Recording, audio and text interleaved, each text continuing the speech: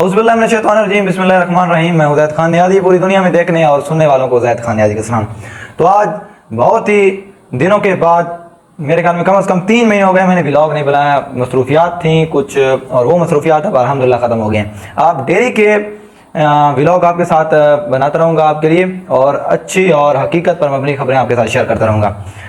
आपको पता है कि पहले भी हम बहुत ही ज़्यादा सियासत के हवाले से आपको गाय बगाए आपके साथ शेयर करते रहते थे और आज फिर एक बार फिर मैं आपके साथ डेली को रूटीन पे आपके साथ इंशाल्लाह शेयर करूंगा व्लॉग्स वगैरह जो न्यूज़ आएंगी। और आज एक बार फिर आपसे जहां से छोड़ा था वहीं पे शुरू करने जा रहा हूं। पहले आपको बताऊं कि पिछले 2-3 महीने से जो मैंने व्लॉग नहीं बनाया, तो इलेक्शन के बाद मेरे ख्याल में मैंने सिर्फ 2 ही व्लॉग किए, उसके बाद नहीं बनाया। लेकिन इलेक्शन के बाद आज पहली बार मैं समझूं कि आपके सामने आ रहा हूँ। और इस वक्त आपको बताऊं कि पाकिस्तान के अंदर गवर्नमेंट बन चुकी है और खैबर पख्तूनख्वा के अलावा कहीं भी कोई अवाम के मैंडेट की गवर्नमेंट नहीं बनी। पंजाब में देख लें 34 सीटों वाली वज़ीर आला चीफ मिनिस्टर हमारे ऊपर आ गई है, मरीम नवाज साहबा, ठीक है, वो बन चुकी है हमारी सीएम।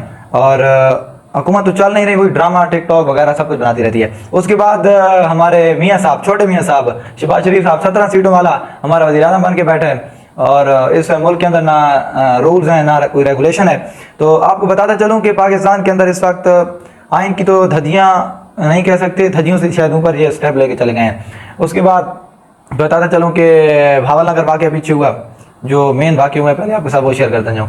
भावलनगर वाक़या हुआ, उसके बाद कल जो वाक़या हुआ है पुलिस के साथ इतना मोरल डाउन हो गया कि पुलिस को हमें तो खुद पे अफसोस होता है कि यार हमारे अदारों के साथ क्या हो रहा है, लेकिन शायद इनको इज्जत रास नहीं आ रही। पुलिस ने ख्वाजा सिराव ने पुलिस के थाने खारियां पर हमला किया, वहाँ पे इनकी लड़ाई हुई और पुलिस को मारपीट किया गया। लेकिन ये एक अच्छा कदम नहीं है, इस पे हम बच सकते हैं अगर कानून के मुताबिक चलें तो। लेकिन जहाँ पे कोई कानून नहीं है, कोई रेगुलेशन नहीं है, बस जिसकी लाठी उसी की भैंस इन्होंने बनाया हुआ है और हमारे ऊपर चोर डाकू माफिया करप्ट लोग पे एक बार फिर से मुसलत कर दिए गए हैं। तो इमरान खान साहब जेल में, केसेस लगे हुए हैं, अभी तक 9 महीने हो रहे हैं खान साहब जेल में और उसको बोगस केसों के अंदर इन्हें क्या कहते हैं कि जेल में बंद किया हुआ है। कोई उस पर हकीकत में मबनी कोई केस नहीं है। इन्होंने जानबूझकर अपनी अना की वजह से खान साहब को जेल में रखा हुआ है और ये इनके लिए ठीक नहीं है। ऐसा ऐसा जो हालात हैं वो बदल रहे हैं, सिस्टम नहीं चल रहा है, इनसे इन्हें पता है। मुज़ाकरात के लिए ये बहुत कोशिशें कर रहे हैं, लेकिन इमरान खान ने ये कहा है कि अगर आप हमारा मैंडेट वापस देंगे, मेरे जो कायदीन अंदर जेलों के अंदर बंद है, मेरे कारकुनान, मेरे जो वर्कर्स, मेरी खवातीन,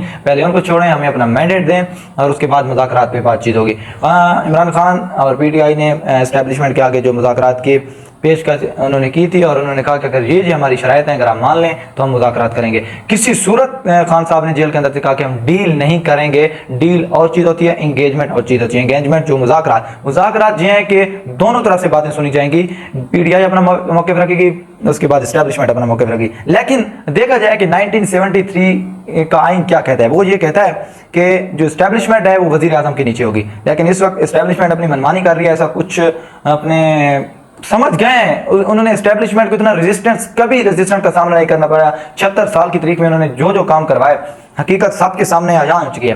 लेकिन वो समझ चुके हैं कि इमरान खान को शिकस्त देना मुश्किल ही नहीं, नामुमकिन हो चुका है। क्योंकि जो 8 फरवरी को अवाम ने इनको थप्पड़ मारा है, वो कहते हैं ना कि सजी तोल के इनको खबी लग गई है, तो अब इनके बस का गेम नहीं रह गया।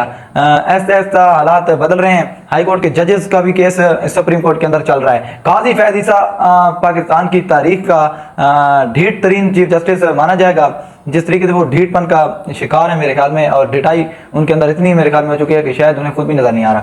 और पिछले दिनों जो समाअत हो रही थी उसमें भी जस्टिस अतर मिनुल्लाह और बाबर साद ने बड़ी उसकी की, लेकिन फिर भी उसे इज्जत और रास नहीं आ रही थी। आज भी इसी तरह केसेस चल रहे हैं। 4 केसेस आज बहुत ही एक्टिव हैं। जो सबसे पहले इद्दत का केस था, उसके बाद जो मखसूस नशिस्तों वाला केस है, अलकादे ट्रस्ट केस, ये केस जो है इस वक्त एक्टिव हैं और समाअत अभी मुलतवी हुई थी। तो जैसे उसकी डिटेल आएगी आपके साथ शेयर करूंगा। लेकिन जस्टिस अतर मिनुल्लाह साहब ने यह कहा है कि आइन में किस जगह लिखा हुआ है कि जो पार्टी इलेक्शन लड़ रही है और उसे इलेक्शन में हिस्सा उसके उम्मीदवार ले रहे हैं और फिर आप कहें कि वो नहीं ले रहे क्योंकि आज़ाद उम्मीदवार थे, वो पार्टी नहीं लड़ी।